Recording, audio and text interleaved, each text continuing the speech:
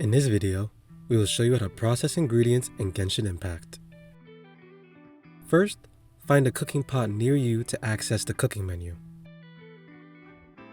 Once there, go to the Processing tab.